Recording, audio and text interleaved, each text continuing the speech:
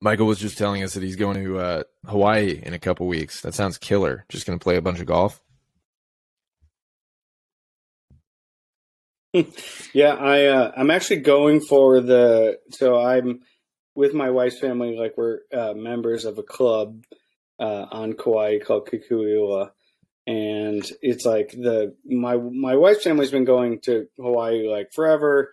I like grew up in Ohio. I never went to Hawaii in my whole life, like never kind of even thought about going or knew of anything about it, had any affinity. I kind of always grew up like going to Florida or Mexico or the Caribbean or something like that. And so when I first started dating my wife, we would go to Hawaii, and it's, I was like, I just love the vibe of it. Obviously, it's like a pretty special, amazing place. And we ended up getting married there, and it's like kind of been like our place. We take like most of our family vacations there. And so we're members of this club, and they have like a member tournament, and I play with my father-in-law. And so like I'm going for that, and it's like it's just him and I are going to be out there, and we're just like going to play 4 days of golf, and I have no other responsibilities. And so it's going to be great. This is like a very, very big departure from my normal life when I struggle to like find any golf time. That sounds like a true vacation. Then you're doing it right.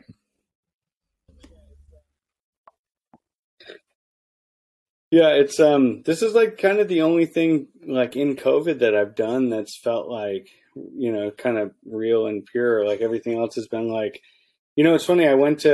We shot this thing in Wisconsin. I did this big Laura Piana like content thing this summer, and we were shooting my friend in Wisconsin. And then I had basically 2 days before I needed to come back. And one day I was like, I looked at Whistling Straits, and they have a single tee time at like noon on a Saturday, and I had to drive 4 hours to do it. And I was like, great, I'm all in. I'm just going to drive out there, play it, get paired up with whoever, and it was really fun. It was like a perfect day. And so I did that. And then the next day I was like, well, I have one other day, like maybe I'll go play Lawsonia, or like go figure, maybe I'll go to Sand Valley, figure something out. Maybe I'll play in Minneapolis with friends, because I was kind of flying back out of Minneapolis. And I ended up like having to work in a hotel room in Wisconsin, like all of that Sunday. And I'm like, this is my life. Like I like dream about golf 90% of the time, and I play like 10% of the time. I don't know if that translates to what I think entirely. Very relatable. How far, I guess this is a question for everyone. How far would you be willing to drive to play golf? I've definitely driven 4 hours before. Right. That is probably where I will cap it. Okay. Probably around the same. So from Portland, it's about a 4-hour drive to Bandon. And that is a drive that I will do 3 times a week if I must. It's like I will gladly 100%. Well, first of all, the drive is really. I actually really like the drive too. Yeah, it's beautiful, but it's like there's nothing to see. It's kind of like one of those like I attribute it to like New York, like across Pennsylvania. Yeah. It's wide open, worst drive ever. But there's not much there. Anyway, sorry, I don't mean to like I thought the Portland to Bandon drive was really. I just know what's on the other end. I was like kind of, and I think that keeps me going. Yeah. Totally Bandon's booked. like totally sold booked. out for all next year, basically. Yeah, like you can't even like. I was like, maybe I should get a Sprinter van. And like get one friend, and like we go up and just stay in the Sprinter van. Or they were like, you could stay in the town of Bandon, and I thought that seems actually weird. They got a crab shack and a fish no offense, town hut, of Bandon, and that's about it. Sorry. Would you stay? Someone needs to put like a boutique, like a nice hotel in Bandon, and it would probably crush. I don't know. Maybe No, that's like beyond my pay grade. Bradford, where would you drive up to Pebble to play it? I'll be doing it again in December. So from LA, you did. I got room, and you play the same day you drive. I'm in. Let me make some phone calls. I'll get back to you on that. But yeah. So No, I was kidding. The answer to your question is no. I drove, played the next morning. It would take, yeah. Because what is it from LA? 8 hours? 8 solid hours. Yeah.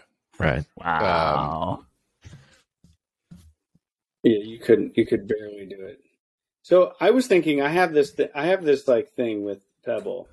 So there's like, you have to stay at the lodge. Yes, you do. Have to stay on property, right, to get an advanced tee time at Pebble Beach. But you can get a last minute tee time without staying on the property if you call the day before. Right. And so the trick is that they release the tee times at 7 a.m. Pacific the day before. So what you do is, I mean, West Coast people, this works. East Coast people, it's a little tougher. You call at 7 a.m. the day before. You get a tee time in the afternoon if they have one. Or if you don't, you just, keep doing it until you get one. Then you just buy the Southwest flight to like San Jose. You fly up that morning, go play Pebble. Don't stay there. Stay wherever. You could stay in the Bay Area. And then, or just fly back. And it's like, that's totally possible. And if you really wanted to do it, I mean, you could do it that way and it wouldn't be murder. Like in my mind, that's a very viable thing. I don't like have the dream of like going with my, because that's a multi-$1,000 playing it, but excursion, right? I mean, like even the tee time alone it's a lot, $550, right? Yeah. That's a lot. I think that, to me, the reason I wouldn't want to do that is because I think then your expectations are so high that it has to be amazing, just truly amazing. Yeah. And then otherwise you're just going to be disappointed. But if you kind of go into it with low expectations, and this is like a metaphor for life for me, it's like if you have low expectations, it's probably going to be easier to be happy, or be I was going to ask that. What happens. Do you roll that way typically? Like, do you not like to do research about a place before you go see it, whether it's a factory or a restaurant or whatever it is, or do you like to be surprised? Like I don't know, like I think it's hard for me. Generally, I like really want to know what something is going to be like. And so I can manage my own personal like craziness around it. Like, I think like the reason I'm sort of into the idea of low expectations is because I have sort of lived a lot where I've been burned by things or disappointed constantly because I sort of expect things to be great. I think like certain things I'll like scope out on Instagram and see like all the pictures that are tagged of a certain place. Like I'll definitely book a tee time and then go look at Instagram and see like, what does it look like? Does it look like it's in good shape? I'm like doing that weird I'm stuff, guilty of that too. Generally not really. Especially the beach or the courses in Orange County. Because they're like, it could take you an hour and a half, 2 hours to get there, and you just don't want to be disappointed. Especially if you live in LA. It's like, why would I leave this hub if it's not worth it? That's the crazy thing about Southern California golf is that you do have to drive sometimes that far just to get a tee time on a day that you want to play. Yes. Like that's insane.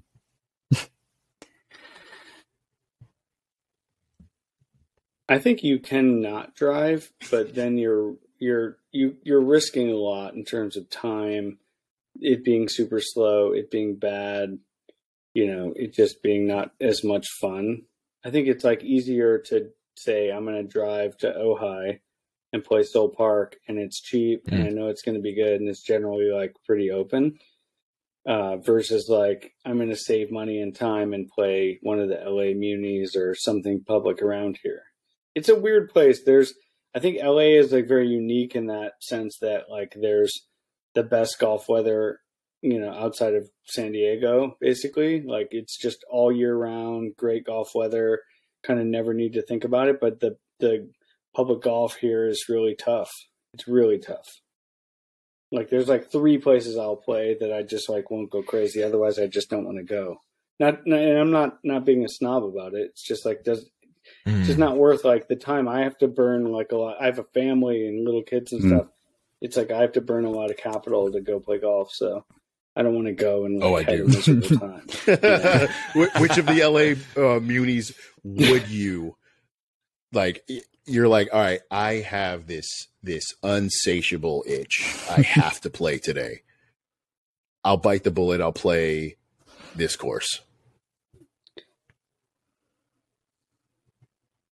I'll kind of, in that situation, I would probably go to Penmar and play 9 and then have a cocktail and putt around, or like try to get my wife to meet me down there when we're done, or like meet a friend. I think Penmar is kind of like the place. Then you're like, it's a 9-hole. Like you kind of know it's not like anything special, but you're like, I'm swinging a club. That's it. Like you can hit every club. It's flat. Driver. It's easily walkable. It's like it is. Yeah, I don't know. It is the Melba toast of golf courses in Southern California. It's close, but if you eat enough of the Melba toast, you'll be full. Yeah. I don't know. What would you go? Where hands down, my favorite course here is Roosevelt. Go? Because it's Penmar on the side of a mountain. Yeah. That's the one that has Griffith, right? Yeah. Correct. The observatory. Yes. Roosevelt's I cannot wait to take you here.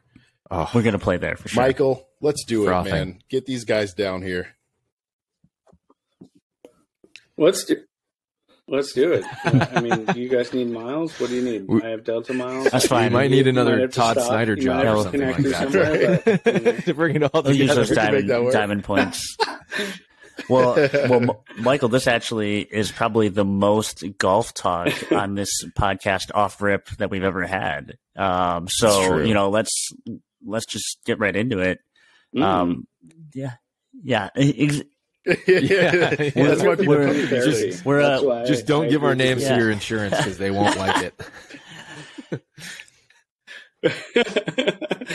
Do you guys we already did a background check before we get going, or we'll do that after? It's a prepay actually. Okay, so, good. Your card's already been charged. Yeah.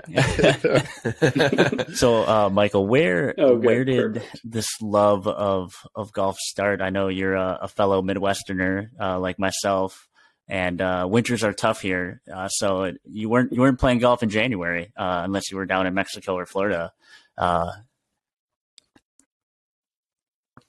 No, I wasn't. I grew up next to a golf course. And I grew up in Cleveland, Ohio, on the east side in a suburb.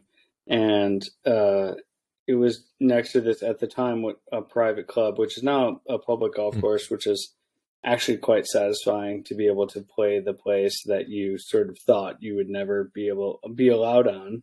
I grew up in like a very like blue collar house that no one played golf. There was like no thought of golf. It was just, so I lived like 2 houses down or 3 houses down from this golf course, and the woods behind my house like connected to the woods in the golf course. And so I would naturally like go over there all the time and like, I don't know, sneak through the fence, find golf balls, like fuck around. Yeah, all well off. My language. I don't know if we're allowed to swear or not, but I would like go there and just like mess around and like was really curious about it. And it felt like interesting because it was like a members club. And so that was like kind of my, first experience with golf. But I like, even as a kid, was like really fascinated by it for some reason. Like I just always really liked it. I don't know why. And I took lessons a little bit, played a little bit in high school. I went to a high school that like didn't have a golf team. It was like just like a very sort of working class place. And I played a little bit in high school. Like I would like play with my friend. My dad would like drop us off at the driving range or whatever. And that was kind of it. And just like always fascinated by the game, but never had like a really direct line into it. And certainly wasn't like in my family, in my sort of like social circle, like wasn't a thing. So all of that, like I went to school in Ohio, and then I moved to New York City and lived in New York City and never played golf because if you live in the city, it becomes really tough to it's hard to find a place to play. It's like you have to have a car. It eats up like a whole day by the time you drive to wherever.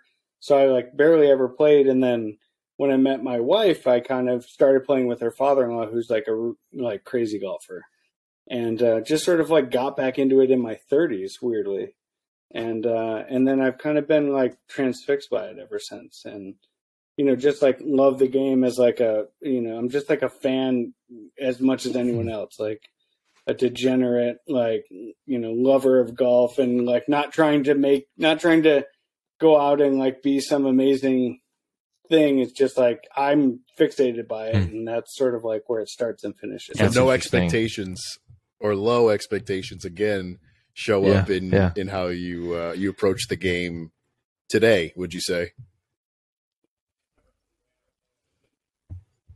Yeah, I mean, I think the way I play, I can't have high expectations. My goal with golf was really, really simple, and this came out of like, so I kind of got back into it with my father-in-law, who retired at like 40 and played 150 rounds of golf for the last 30 years. Every year, played 150 rounds. He's like plays tons of golf, and he took me out, and we would like play at like nice clubs, and I like am a total, have no skill in the beginning, and just kind of getting back into it.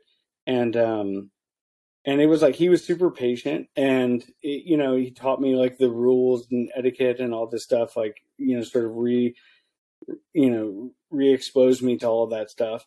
And my goal, like from that day, was like, from like the early days of him sort of doing that and having all that patience, was like, just go be able to play anywhere with anyone. Now, I don't have to shoot, par. I don't have to be amazing. I just need to be able to go and like have fun and play the game. It's like when you're hitting your driver and you're not hitting it out of bounds, you're like, I'm playing golf. It's like, it's actually happening. And when you're not, you're kind of like, oh, I don't feel like I'm totally getting the full experience. My whole thought process always was like, just go and be able to like go to some club or go to some muni anywhere and just be able to play. And that's like enough for me. And that's kind of like always just stayed with me. And that's my sort of outlook. Has that translated to an enjoyable experience when you're on the golf course? Like, you don't, just in the 15 minutes of knowing you don't strike me as someone who would get overly worked up or infuriated. How could you not be nervous? Like, we were in for a work thing. We were in Austin, Texas, and we got invited to Austin Golf Club, not Austin Country Club where they play the tour event. Austin Golf Club, which is Ben Crenshaw's place, and it's a pretty fancy place. It's not the fanciest place, and it's a good golf course. And I love Ben Crenshaw, and I love his golf courses, and like Trails is my favorite at Bandon Dunes. So like this is like a thing, I'm like, all right, and it's like you're teeing off right by the clubhouse, and it's like a serious golf place. It's like a club of serious golfers.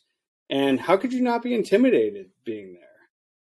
Like, regardless of how good you are, it has to go through your head a little bit. Like, I could just blow this thing into the parking lot. Like every day I'm like that. It's hard not to like have that thought, but it's good to be able to, I think, like go there, tee off respectably, right, and be like, I can do this. Like, I have this. And that is like what I'm looking for. It's not like I need to shoot 73. It's like I can, I'm capable of doing this. It's like enough belief in self to be able to just say like, I'm not going to embarrass myself today. But also the great thing about golf, if I'm just like going off on this diatribe, is that no one's paying any attention to what you're doing. Everyone's just thinking about themselves, and no one cares like what you do, how you hit it. If you play fast, like no one cares. That's the beauty of it. That's so true. I think that's something that people don't really think about in golf, is because you're so hyper focused on yourself and your game when you're playing that you forget that your playing partners don't care about how you're playing. It's just you. Yes. But sometimes, that's, I was going to say, yeah, sometimes you just get in your own head like thinking about all these other people watching you. And when in reality is they're not thinking about you. Except for that first tee, man. That's such a specific old school country club thing. The first tee, literally like right in front of the clubhouse, in front of where everyone sits and has their cocktails. The course that I caddied at growing up in Boston had that exact same thing. First tee right in front of where everyone sits. And Tuesday was days that caddies could play the golf course. But members would still be sitting right on the first tee, right? Having their drinks, smoking their cigars, watching you like a vulture, just up in your grill, just waiting for you to snap hook one into the pool.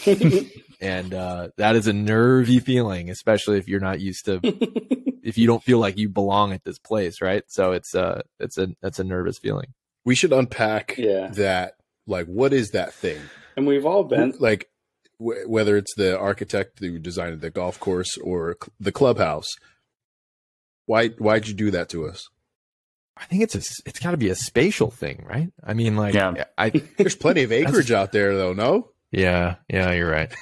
I think they put it there because they're like, it's some dickery. If you come in here, I'm gonna let you know what's up as soon as you step on the first tee. Right. Ooh, that's diabolical. It's free entertainment for the clubhouse.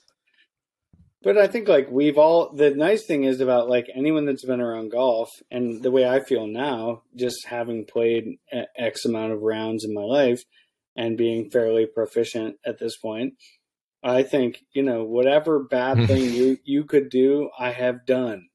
And we've all been there. We've all like done ridiculous things and amazing things. And that's kind of like the beauty of it. And if I saw someone do it, I'd be like, shit, I've been there too. Like I've totally, whatever bad shot you could hit off any tee or anything I've done.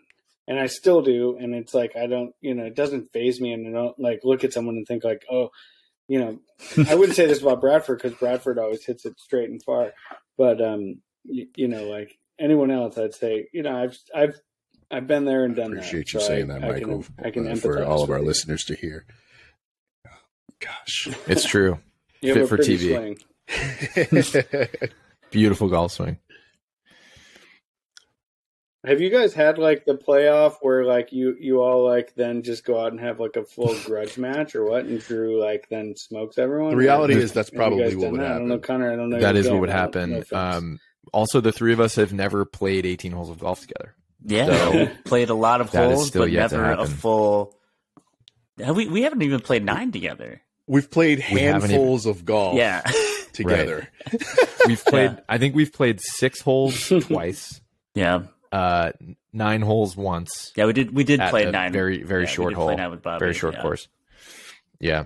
But no, that's a good idea. A little group golf therapy challenge match kind of situation.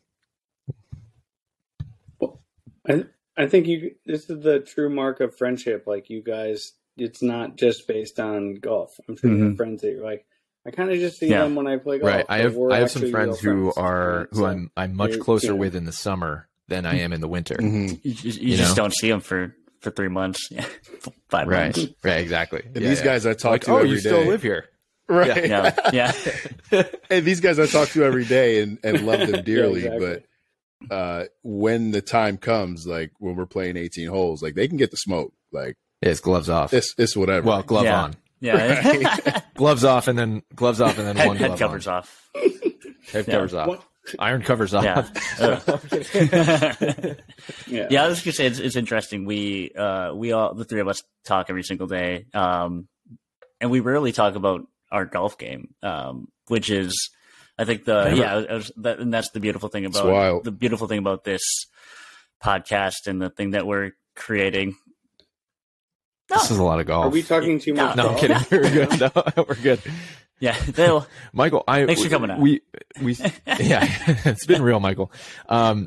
We unpacked where golf came from, but I'm also interested where your enthusiasm for fine things comes from. It sounds like, you said blue collar household growing up in Ohio, but you strike me as an enthusiast, as a romantic, maybe even a lover of fine artisanal products. Where does that come from for you?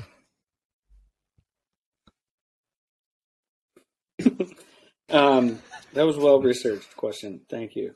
I think that I'm the foremost expert in like really great truck stops and Brunello Cucinelli, which is the world's weirdest pairing of things of all time.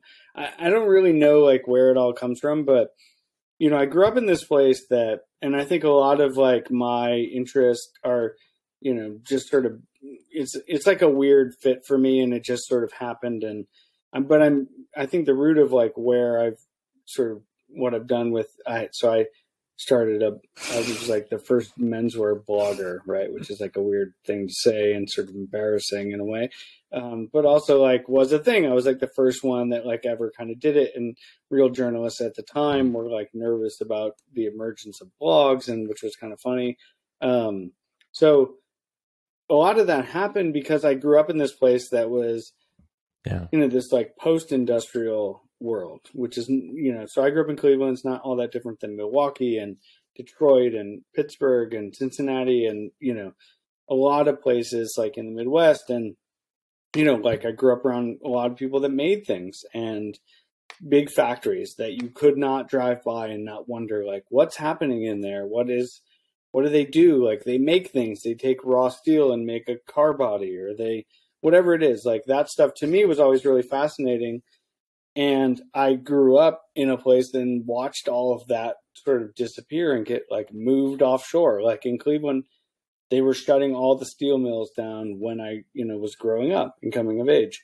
And so to me, that was like, why is this happening? What do they do there? Like these buildings are amazing. Like I'm sort of transfixed by them. So that sort of like, I was interested in the world and why things happen like that and where things came from and how they're made.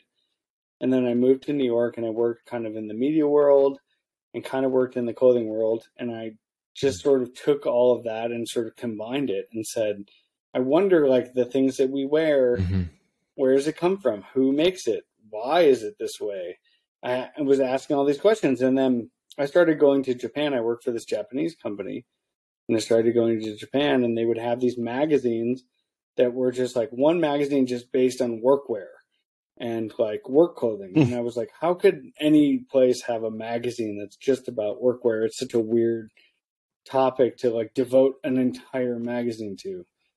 And I thought like, wow, this is like really interesting. And they'd be like in the factories of like these old companies that make classic workwear. And I thought, this is interesting. Like there's an angle to this. And for me, it was like, I'm going to do this as a blogger. And so I started writing about, like my favorite shoe factory or, the company that's been doing things the same way forever. And that to me is like really special, and it's like they're putting everything's in the product. It's not marketing. You're not getting gamed by them. You're like, they're selling you this really well-made, beautiful thing. And so I kind of just like, dug into that and like didn't know what I was doing and just started writing about it. And it became this thing, and it wasn't ever premeditated. It wasn't, I had no idea what I was doing and just sort of did it, and it worked. And I looked out and the timing was good, and it became really popular. And so that to me, like, is kind of how it all like came full circle. And I'm very much interested in like the things that you own. Where do they come from? Who are the people that made them?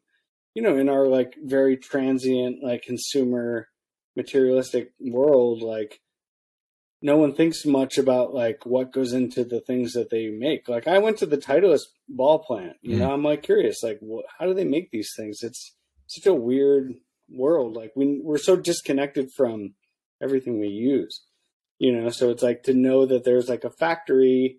These are the people that work at the factory that have been there forever. Like that's to me fascinating. Would you say you've always had a curious mind? Because those are very specific, very interesting questions to ask. Yeah, I mean, I growing think up in a blue collar town.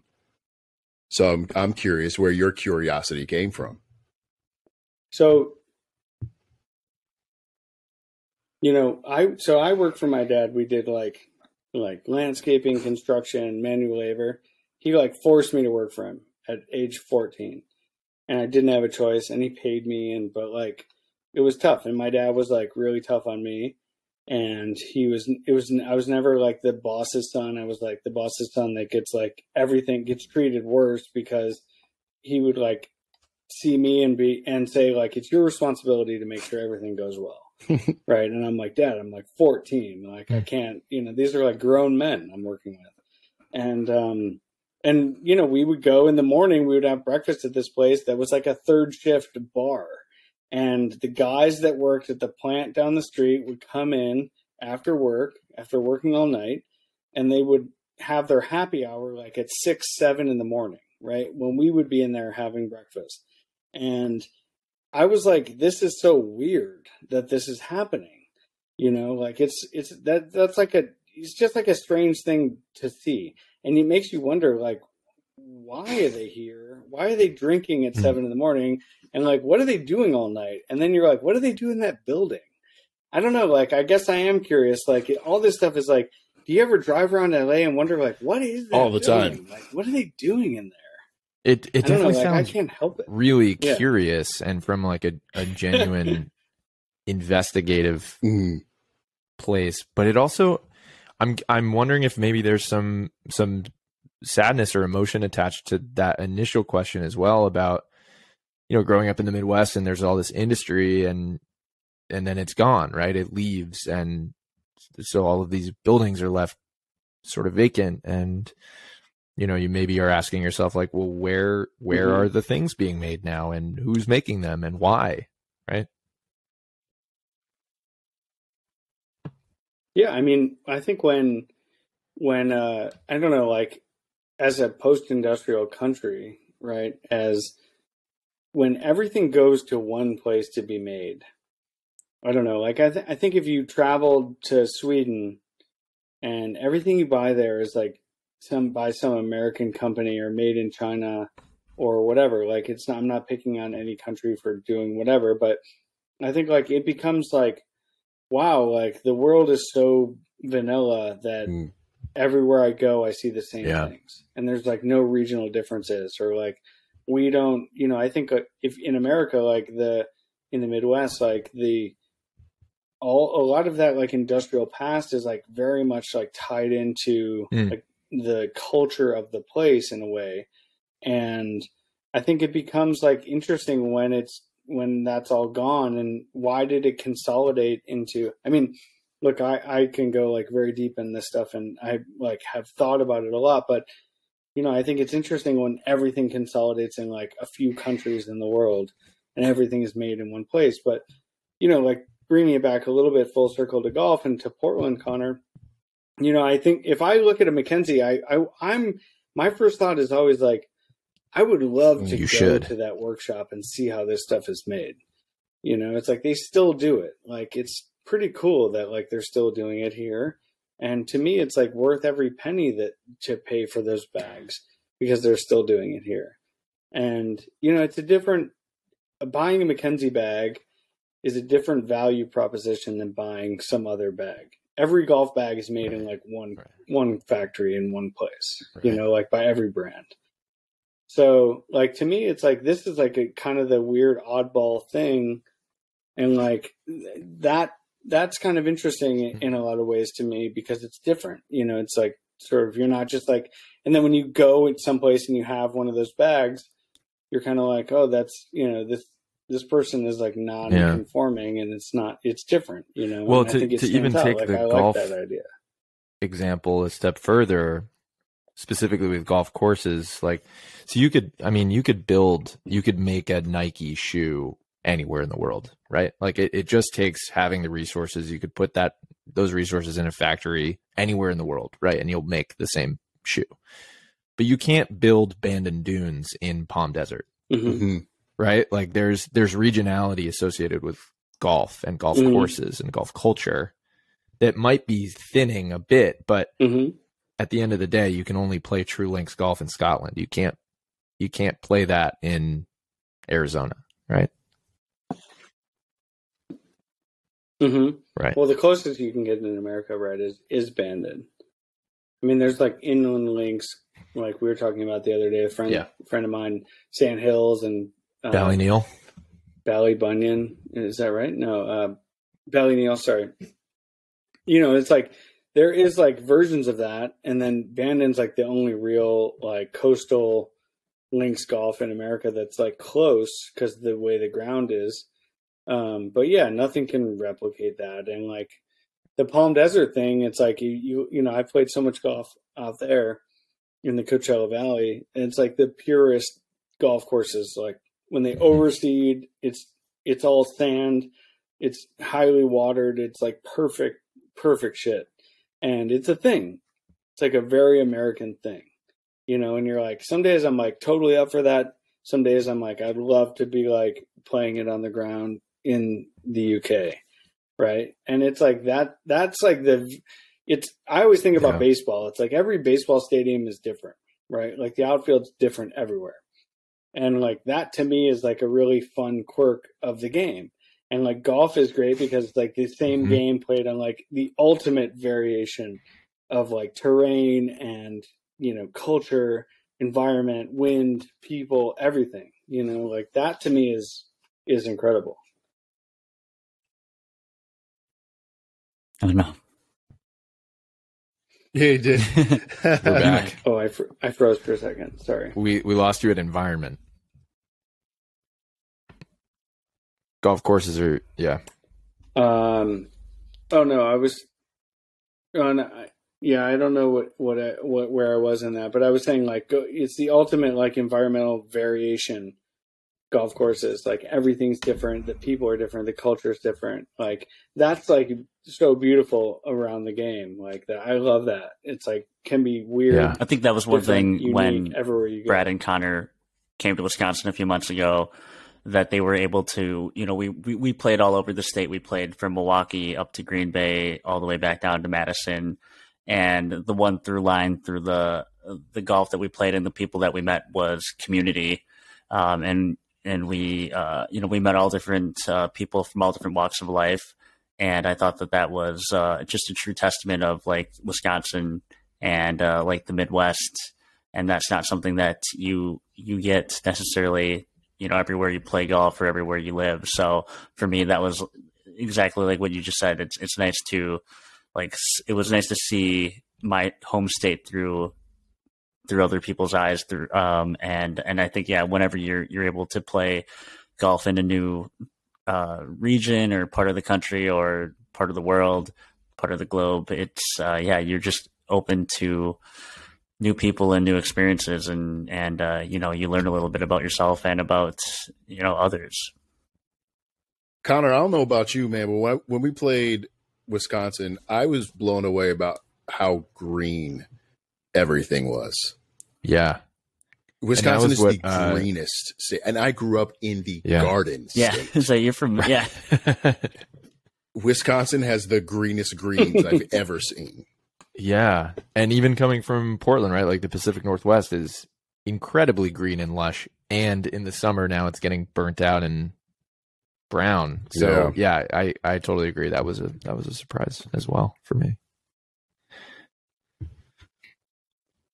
You know, Drew, we had one day we played, we had one extra day when we were in Milwaukee for the Ryder Cup, or we stayed in Milwaukee, but so we had like the Monday before we had like a 6 p.m. flight. So we're like, we were going to go up to, my friend is good friends with Mason Crosby, who's the kicker on the Green Bay Packers. And he's like, Mason's, you know, like going to host us up in Green Bay. And I'm like, this is, you know, this is amazing. Like, great. And in Green Bay, the Packers the night before ended up playing San Francisco Sunday Night Football. They played late, so on the West Coast, so they weren't going to really make it back in time. So we ended up not playing with him. So we kind of like booked like whatever we could in Milwaukee, which was ended up at a place called Deer Park. Do you know that golf course?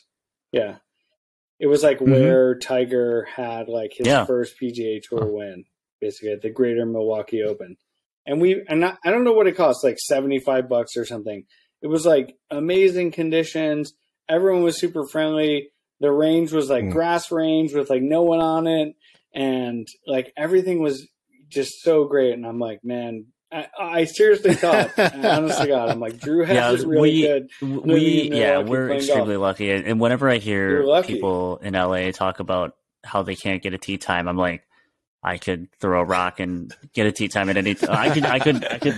It's almost. I could throw a rock at a starter. It's almost 11 p.m. and I'm sure I could just walk out into a golf course and they turn on the lights for me. Yeah, it's great. It's great to live in southeastern Wisconsin. I mean, I'm an hour and a half from Whistling Straits, a couple hours from Sand Valley.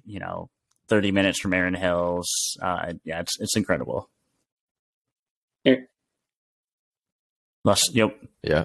And Lawsonia is the other one, right? Oh, heater. Yeah, Lac LaBelle is that's some of the best golf I've ever played in my life. Yeah, I was gonna say it was awesome that you guys were able to come out, but we didn't finish any of the rounds that we started. So I know that's why. Yeah, that's why you guys have to come back. Because you were capturing weather content? played a big factor in it. Didn't finish anything. Schedule played a big travel. Yeah, we were on a mission while we were there. To be fair, but we got glimpses, we got tastes. We'll be back. It was an amuse-bouche. It was. Yeah, exactly. Yeah, it was the for sure. What excites you about the current generation of golf and where golf is at right now?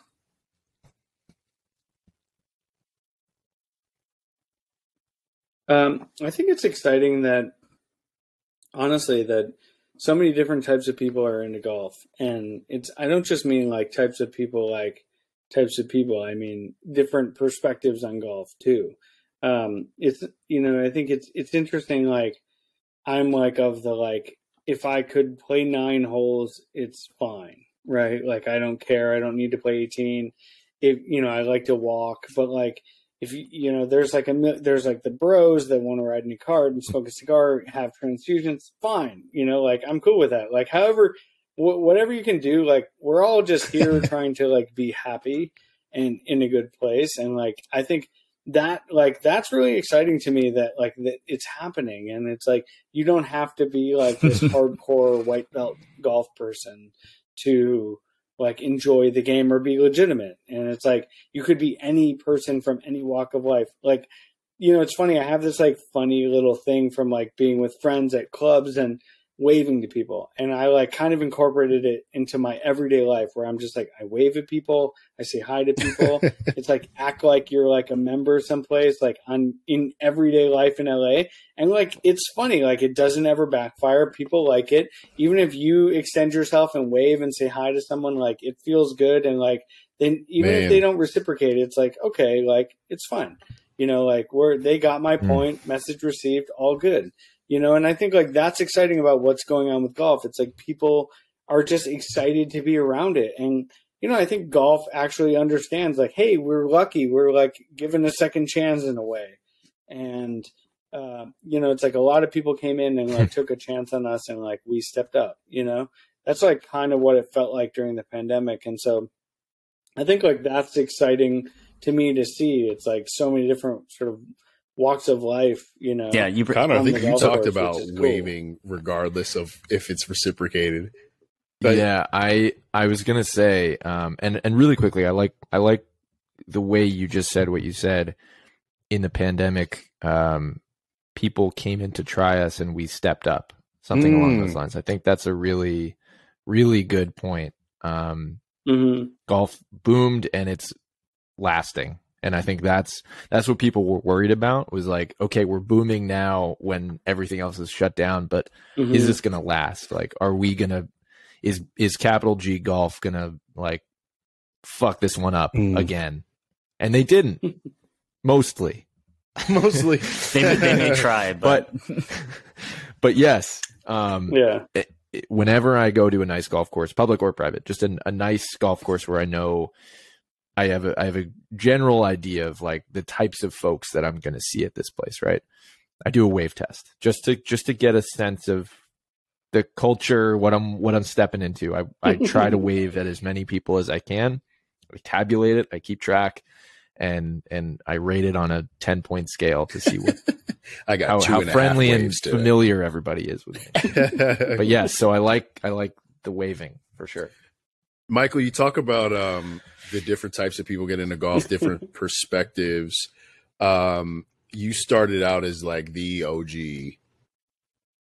blogger in the fashion space. I think now, as the emergence of brands like Rada or Metalwood or Stoic, or I'm sure I'm free Burning Cart Society. You're starting to see pop-ups of different tastes. I guess two questions.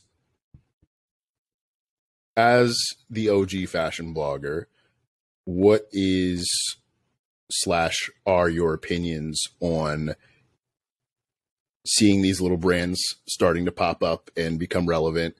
And where do you see that taking us in fashion, in golf, as a collective?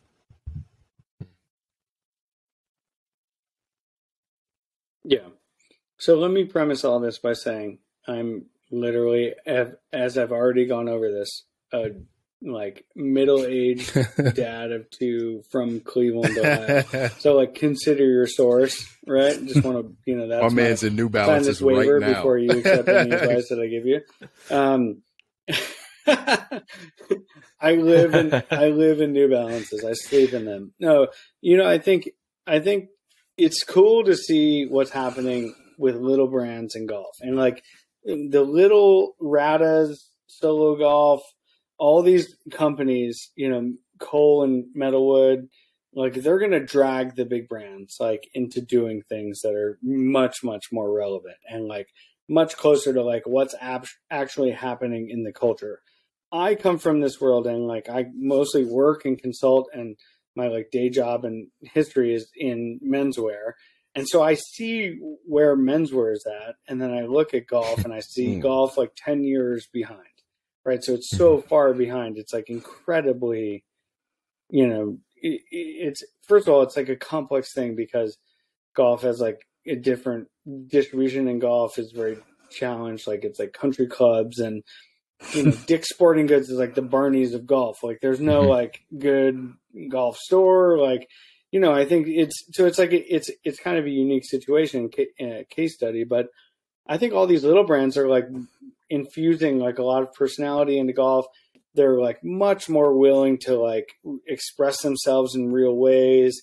They're like following like they're much closer to like what's actually happening in menswear, following that world and other cultural things that are going on. So like, to me, it's exciting to see things that are like actually tying back to relevant cultural moments or things that are happening versus like the opinion of some, non-professional retailer, like in some country club in some place that's dictating like what's happening for all of golf. But I also feel like I sometimes see like the whole like hoodie thing, like in the Ryder Cup uniforms, they're like wearing cashmere hoodies. Like, I don't know, part of me thinks like this is just like absurd, and like wearing a hoodie like doesn't make you like wearing a cashmere hoodie like doesn't like make you any more relevant to like what's happening in culture or fashion. And like it actually like to me backfires a little bit. Like that plays as like desperate and weird versus like actually like relevant. Like if they're wearing like Amelie Andori hoodies, now like, you have maybe my let's attention. talk about like what's going on, But like even, like I think it's just like weird. Some of this like is just thirsty and weird, and like I don't, I can't buy into it. But like the little brand stuff that happens, like I'm here for it. Like I love it. I think it's great. The weirder it is, the better. It's like that's all about that like self-confidence of like being yourself, representing like what you stand for. And like I would never, Bradford, like I would never expect you to go into golf and be like, I have to eject all of my personal style or aesthetic preferences because I'm doing this thing, Right. Like, to me, that would be like, what? Like, that's not who you are. Like, be who you are here. That's the important thing. Beautifully right? said. And those little brands do that, which is cool. I had to learn that along the way. And I think golf does that to us. Capital G golf does that to us, not the actual We have game. to unlearn the like style trauma that capital G golf puts us under. You have to Exactly. You have to That's like a whole get nother some therapy exposure session that we all therapy need to go and through. like, I don't know, go to Fashion Week and be like, oh shit, like them Johns would bang on the golf course. Right. Like, give me those. There, you know, I also think like Macklemore, like here's an example, like the whole Bogey Boys thing. Like I would never wear that stuff in a million years. Would never do that. Right. But I also like, I can appreciate what it is. And like, if that's what you feel comfortable wearing and you're happy and you're in your happy place, I'm cool with that. Like I can be cool with like whatever anyone wants to wear and do on a golf course, as long as it like doesn't ruin what I'm doing, you know? And the Connor, what you're saying is like golf is a very conservative thing. And there's like a lot of pressure to conform around golf in a lot of ways. And what you're wearing is a big one of them, which is funny.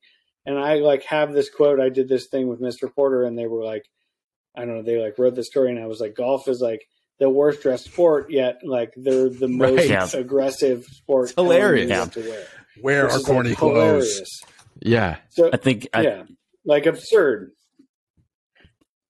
Yeah, it's like you can't be here unless you're like wearing our corny ass shit. Like it's if that's such a good point. I think there is a lot of trauma, and it's crazy that it's trauma induced by clothing choices, and just, you know, that's the thing. Like whenever I play golf wearing a t-shirt, I feel like I need to be extra polite and, you know, fix 15 divots on the green just so people don't think that I'm out there to, you know, tear up the golf course and, you know, break shit out there. Yeah, and I think that we're moving in the direction where you see someone wearing a t-shirt on the course and you don't immediately think they're just here to fuck up stuff out here, you know? Yeah. And I said trauma like jokingly, but also not at all, because like I've been kicked off of a golf course for not wearing a belt before. Like what? I've been kicked off. I was kicked out of a caddying job because my socks were yellow and not white.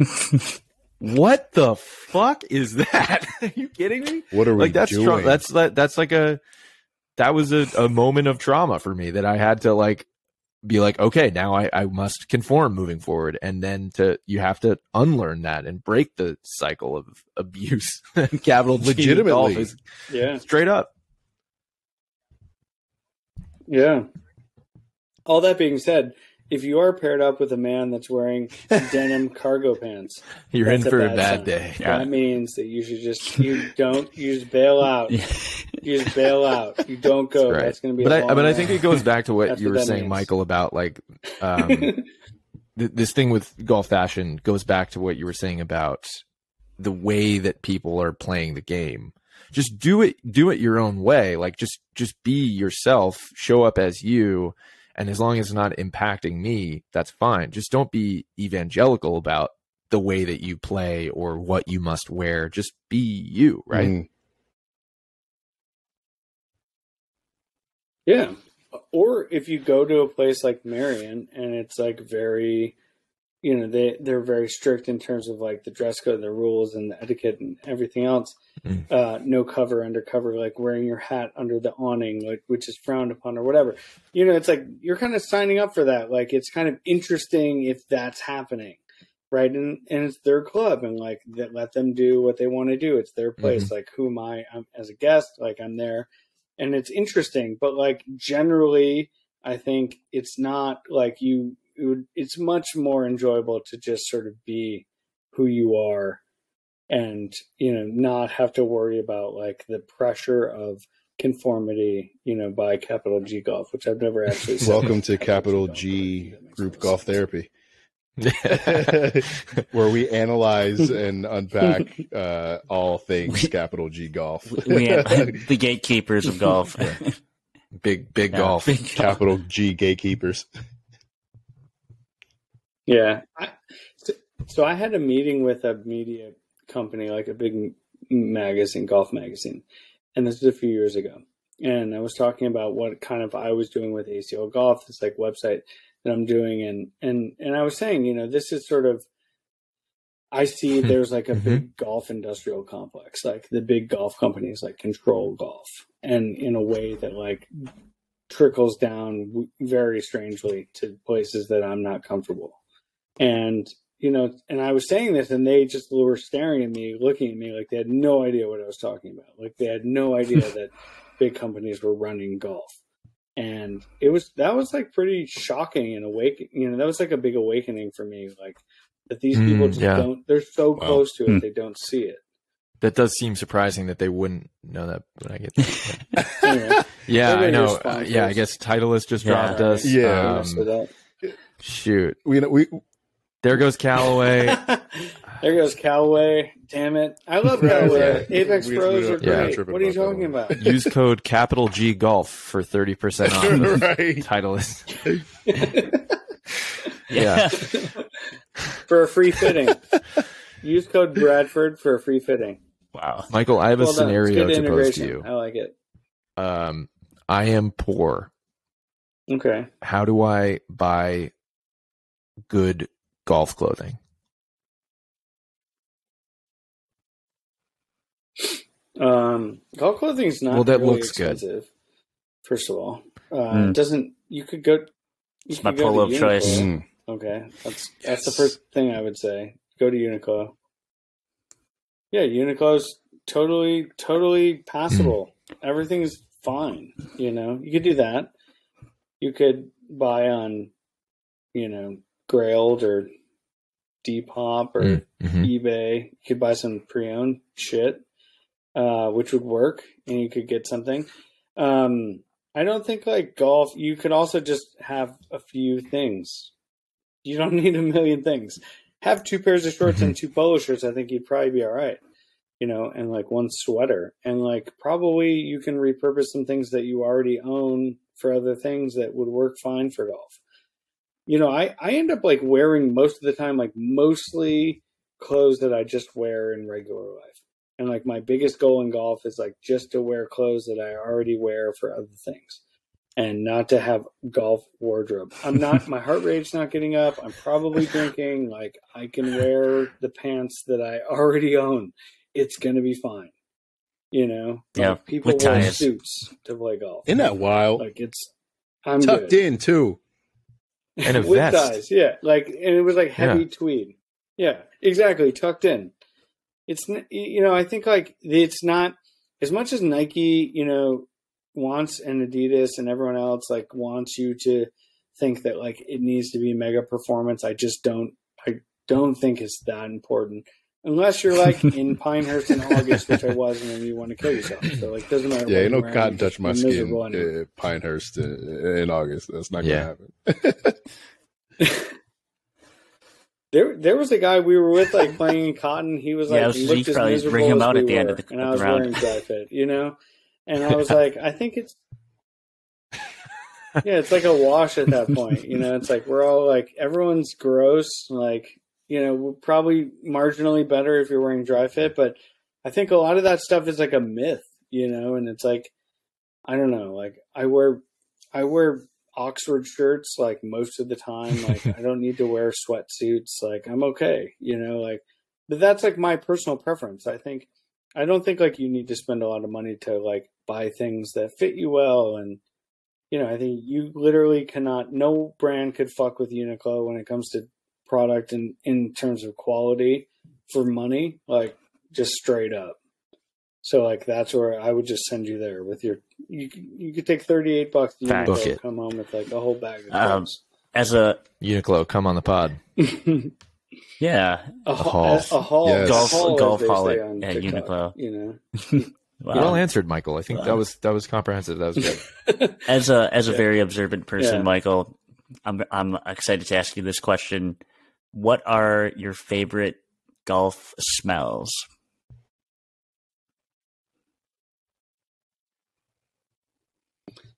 I don't, it's funny. I was thinking about this a little bit, and I don't know that I have them. I really have the like cut grass smell that I just like love in life in general. And I'm happy to be a resident of Los Angeles and smell that, fairly regularly. That is one thing. And then, I'm sure Bradford, you spent a lot of time at Rustic Canyon in Moore Park. There's like a sage smell that happens at Rustic that is just beautiful. And I don't know. And like, it's one of those things that now I've like associated with the place, and a lot of times with like very quiet, like happy walks. And that, like, if I smell it other places, I very much drive back. So I think that's kind of it. Like the cut grass, which I love. And the sagey left fairway hole number one. Spent a lot of time beautiful over there. I love that. We touched on a little bit about ACL, but outside of it, sorry, I just completely like flatlined for a second. No, come back. Can you, before we like dive all the way into the bones, talk to us about ACL? What do you got going on?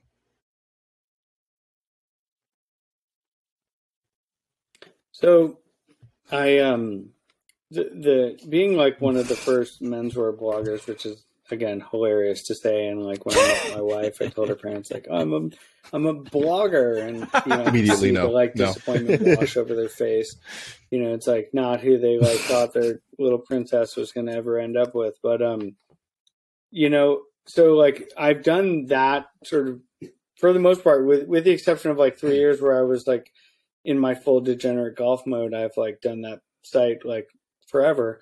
And so it's like turned into a newsletter that I publish that's like subscriber based. And I talk about like buying things that last a long time and sort of looking at value a different way. And I also talk about bigger ideas like the paradox of choice and like empathy and like bigger things sometimes like in our sort of like very evolved consumer materialistic universe that we live in. So which is kind of funny to talk about clothes and things that you buy and like be a sort of materialistic oriented site, but also like rejecting that in a way.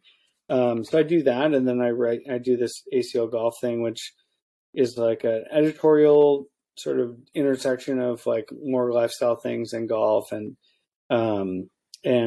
which will eventually evolve into like being a little bit of an e-commerce thing. And it's really fun, and it's not like anything I do to get free shit or get on golf courses. I only do it for like the love of the good story that I can sort of dig up, and sort of represent golf in a way that's a little bit different than what's out there. And so that's kind of what's going on. On behalf of the Group Golf Therapy Shrinks, can I active? Sorry, you cut out for a second, Michael. My bad. I didn't mean to interrupt you. Where did you lose me? Did you lose me when I went to the White House? That's what I was talking about. I was going to say. That's like, damn. I'm just kidding. I did get invited to the White House at one point during the Obama administration, and I couldn't go because I had They better have bought your house. Yeah. So I didn't go. I got invited to the White House Christmas party as like this American manufacturing writer. I couldn't go. So that's a life regret. That's pretty badass. But anyway, I wasn't talking about that. Like, nah. Yeah. Right.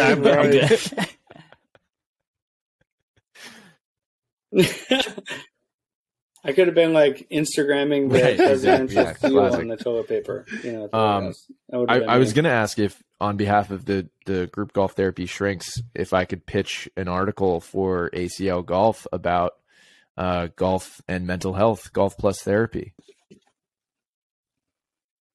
Yeah. Oh my God, I love it. I'm all for that. I mean, I think that's a big part of like what I'm doing every day. It's like when I go out, it's like a therapeutic thing. So yeah, let's. No. I'm going to keep my powder dry. You want to email it to me? I'm gonna.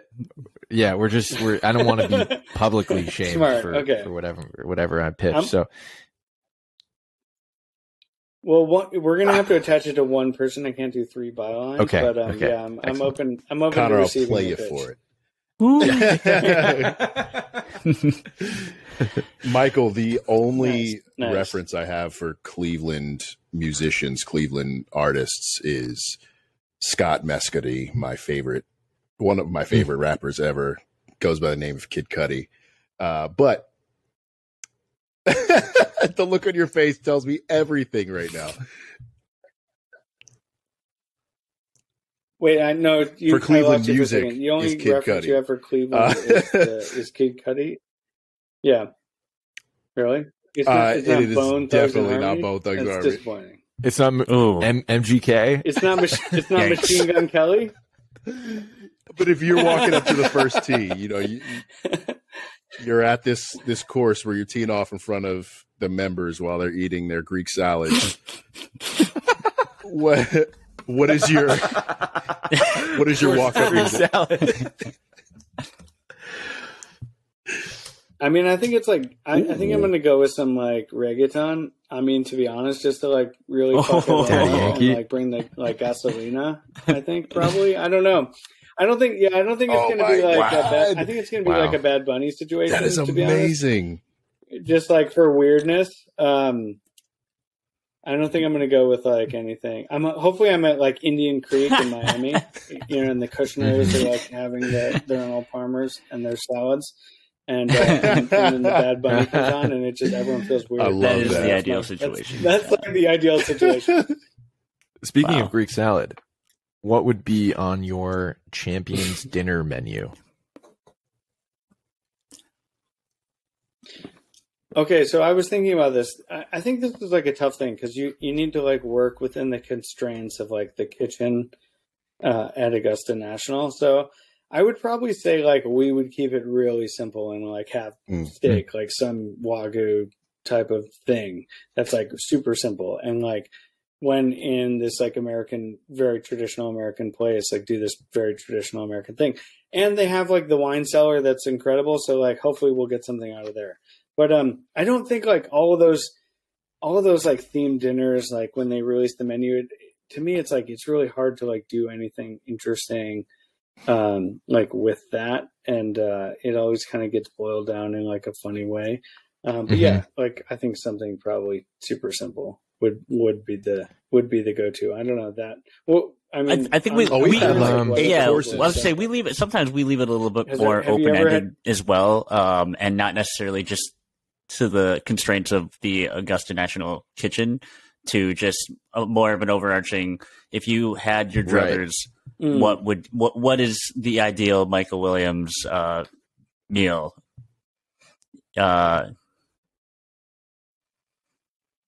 Well, I'm not like a really like I love like all different types of food, and like my favorite food is probably like Korean food, and but I wouldn't like Korean food would probably not be the thing I would pick. But there is a place that's in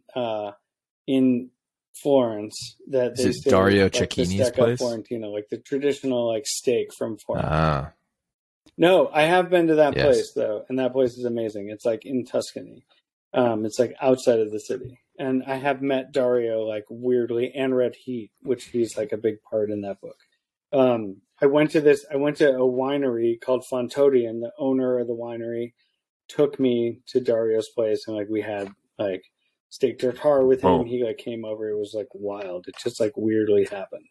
But there's a place called Fagioli, which is like the beans, like Del Fagioli. So, which is like a little locals like Florentine steakhouse, and they serve, and you have like the super thick, super rare, like super salty steak, like crispy on the outside, very like chewy, rare inside, and then you have like Italian, like you have pasta with it, and it's like the perfect thing. And like that, if I could get any meal of all time in front of me at some at point, this dinner, that would be it. Yes, this dinner, it's your dinner. Yeah, so that's what I would do. Maybe we would fly Dario in. We'd have the good wine. The wine cellar at Augusta is like insane. Right. So like, I'm sure we'd be drinking. I love that. Amazing wine. I like it. That's a good one. Do you have any stories of a time where you laughed really hard on the golf course?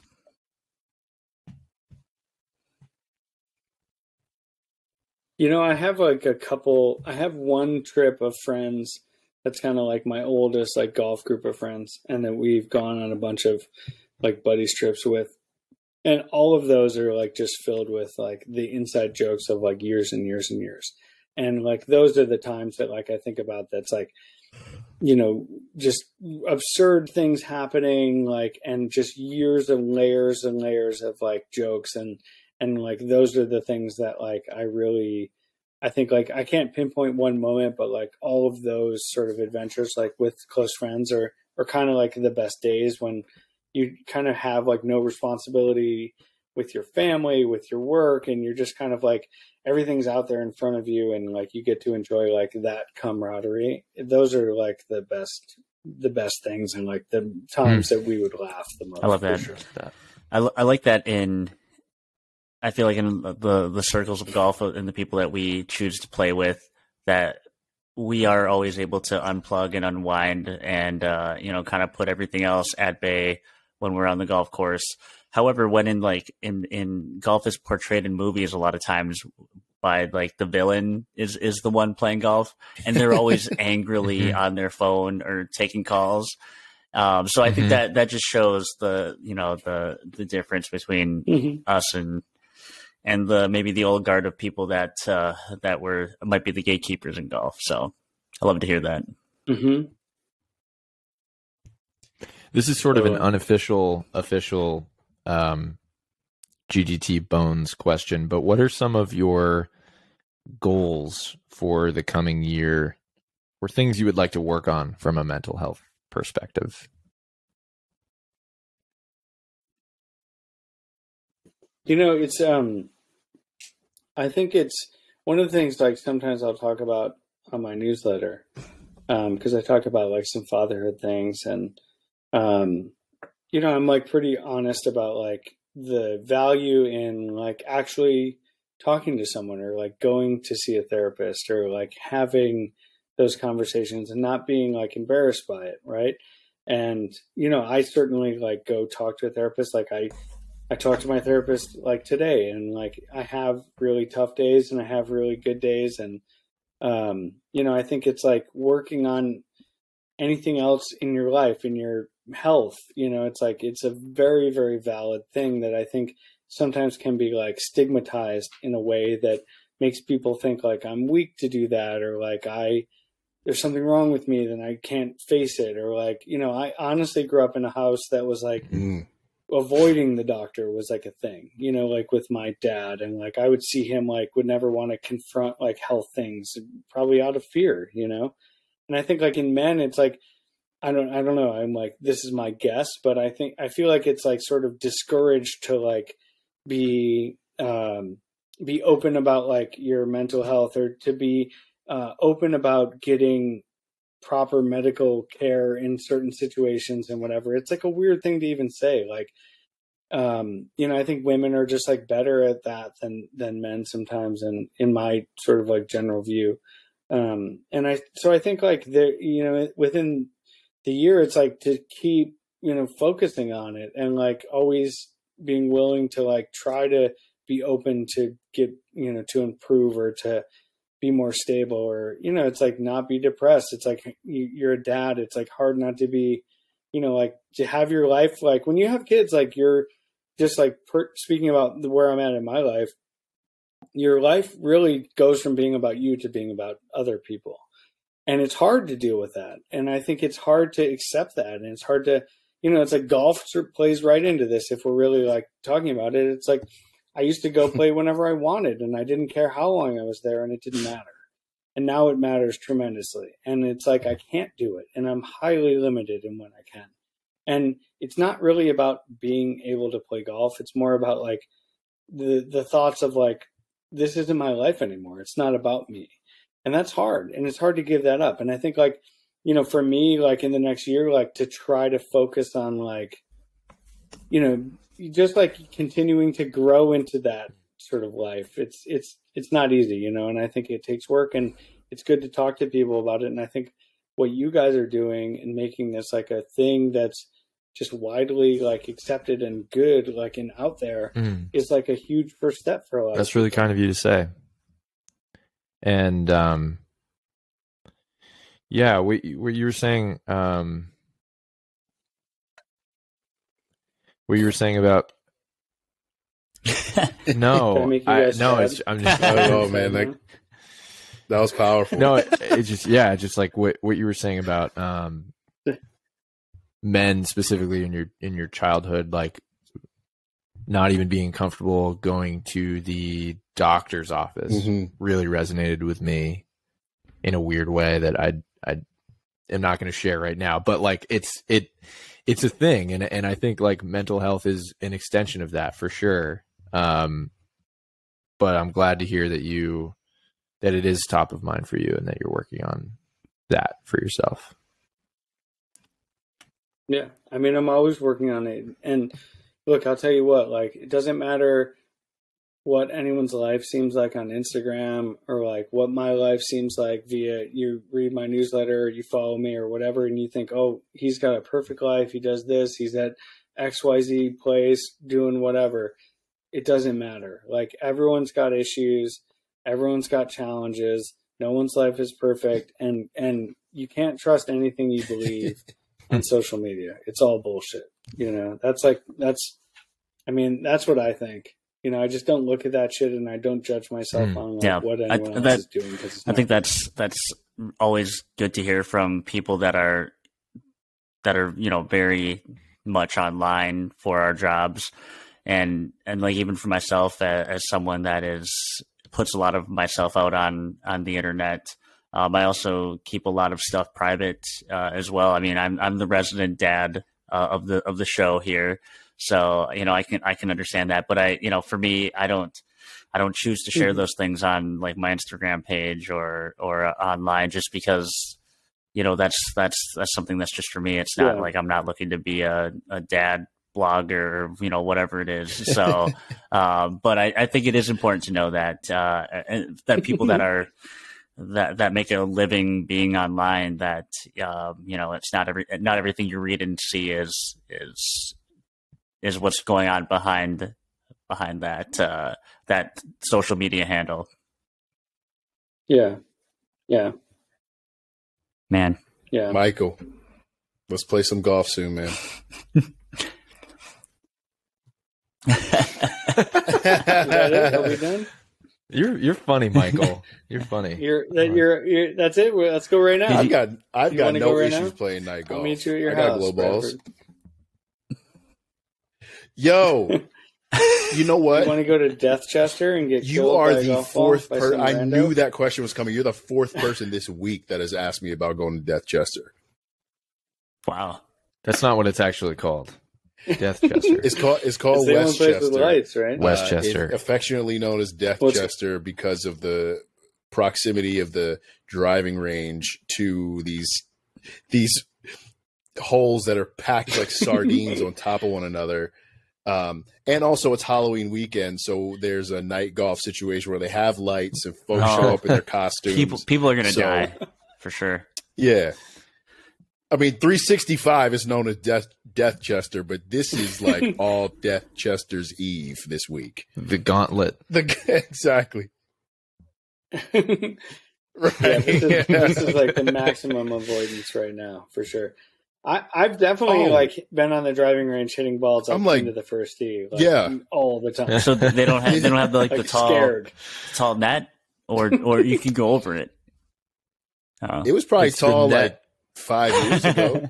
It's like, yo, fix the net. No, but I think the net is normal height. It's fine. It's just the proximity of like how much they've extended the driving range close to the first tee and that first. This is a hazard. Just clearly not good. Yes. But you kind of know what you sign up for. It's like, I always say, if you don't want to get hit by a golf ball, don't. I shouldn't have been standing there. You shouldn't. Exactly. Classic. Well, yeah, Michael, it's been a pleasure chatting with you today. I feel also as the resident style person for the podcast that it's kind of a full circle moment since I've been reading your work for, I don't know, a decade or so. And to kind of come together over golf just is, it's very, very serendipitous. We appreciated that you've had a friend of the show and guest, Sean Hotchkiss, do some writing with you. And obviously he came from the fashion world as well. So it's been really fun to start this show and chat with so many different interesting people in various industries and walks of life and let y'all unpack whatever you want on the show. So thanks for joining us. Thanks for having me. It's been great to hang with you guys. Yeah, really fun, Michael. Thank you. Yeah, we'll have to get down and play some golf in LA soon. Absolutely. Booking my flight tonight. All right. Let's do it. Yeah. Let's do it. We'll see. Right. We'll pick you up at the airport. That's right there. Okay. All right. It'll be perfect. Bradford, I'll meet you over there. And then we'll fly out to Pebble the next day. It'll be perfect.